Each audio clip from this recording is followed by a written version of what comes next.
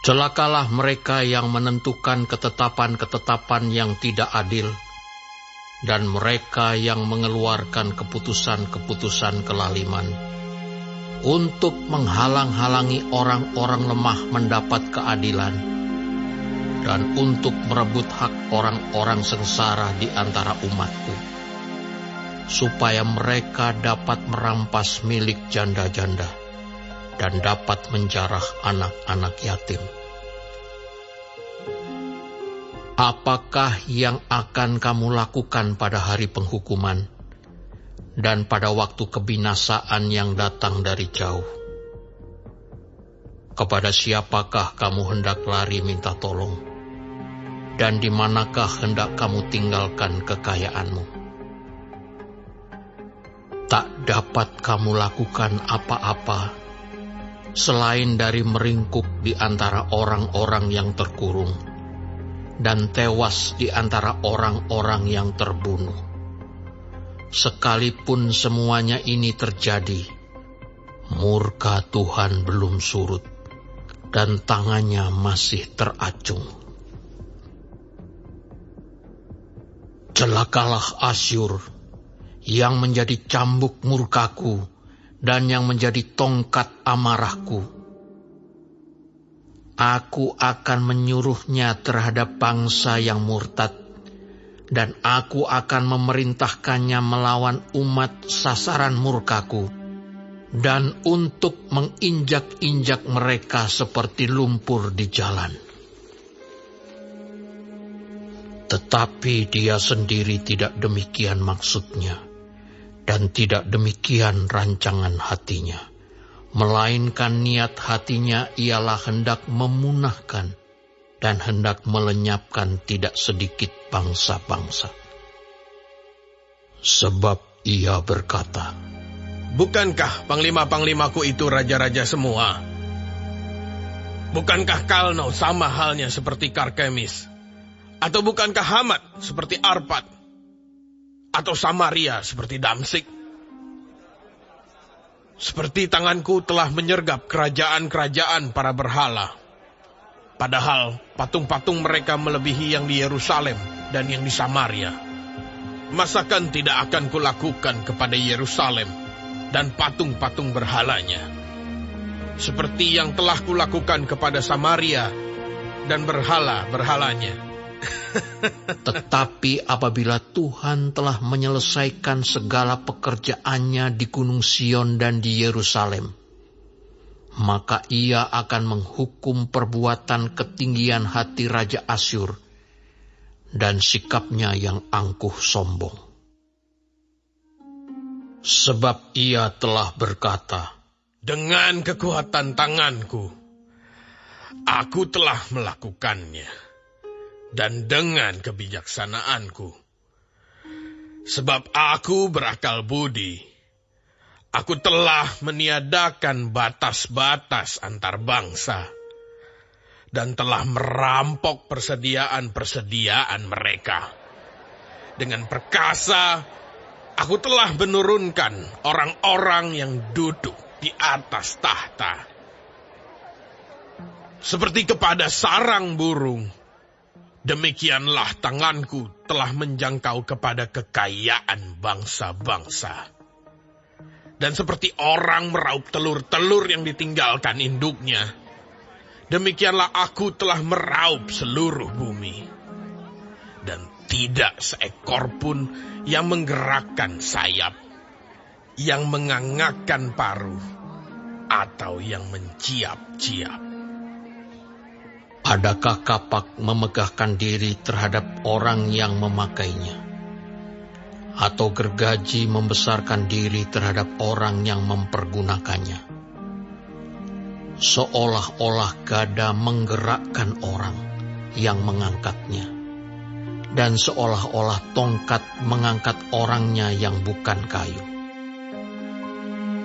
Sebab itu Tuhan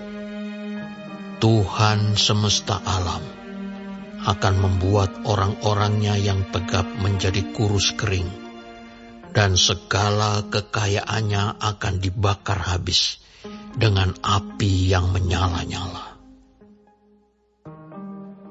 Maka terang Israel akan menjadi api, dan Allahnya yang Maha Kudus akan menyala-nyala dan akan membakar dan memakan habis putri malu dan rumputnya pada satu hari juga.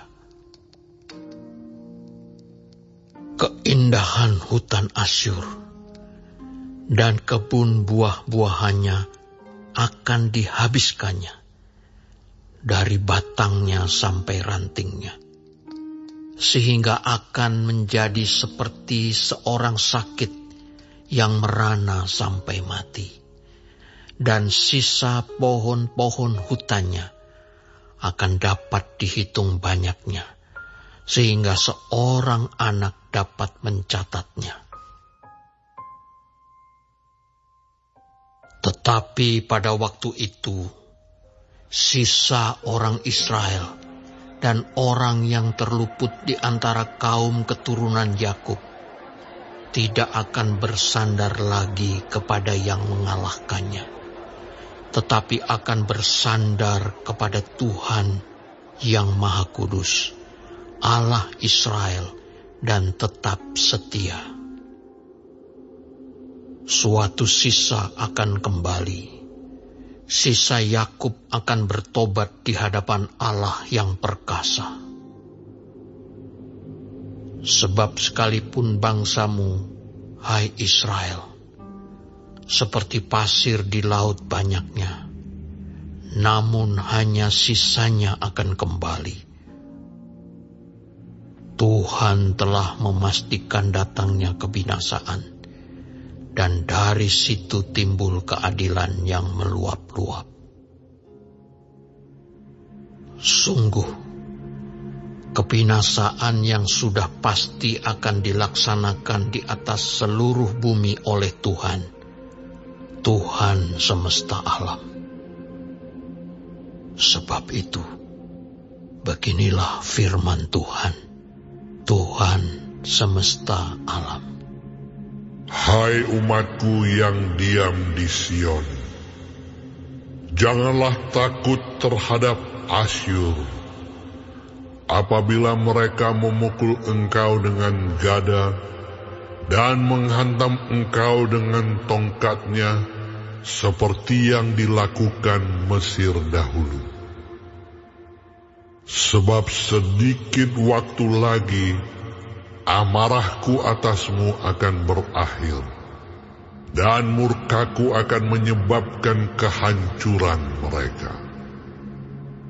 Tuhan semesta alam akan mencambuk mereka dengan cemeti, seperti ia menghajar Midian di gunung batu Oreb, dan mengayunkan tongkatnya ke atas laut Teberau, dan mengangkatnya seperti di Mesir dahulu.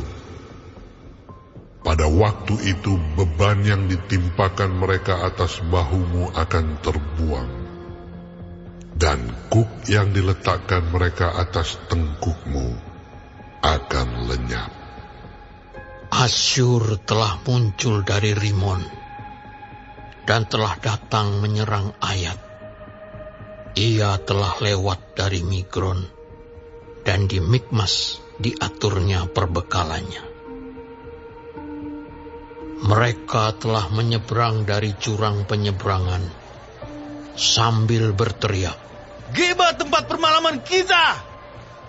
Penduduk Rama gemetar, penghuni Gibea Saul melarikan diri. Keluarkanlah jeritanmu, hai putri Galim. Perhatikanlah, hai Laisya. Jawablah dia, hai Anatot. Penghuni Madmena lari jauh-jauh.